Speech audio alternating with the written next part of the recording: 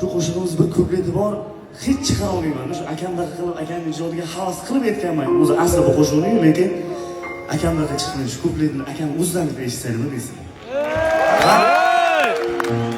Assalomu alaykum o'g'limlar. Kamga omad yor bo'lsin iloyim. Juda ham xursand bo'ldim men. Bunaqa chiroyli qo'shig'im borligini bugun bildim. Jonli ko'rib bildim. Ustozlarimizdan qolgan bir so'z bor. Haqiqiy qo'shiqning egasi uni chiroyli kuylagan deydi. Omad yor bo'lsin. Rahmat sizga. Sog' bo'ling. O'sha joyni aytib beraman sizlarga. Ayrıldım o düşlerimde, gördüm seni. Beş kakiliga vardım seni.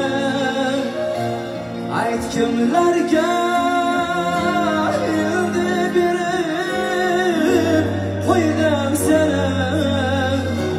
Niye sokak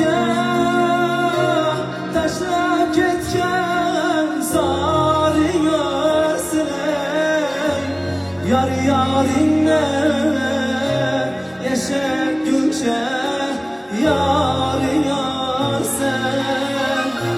Niye sokak taşlap ketken zarin görsün.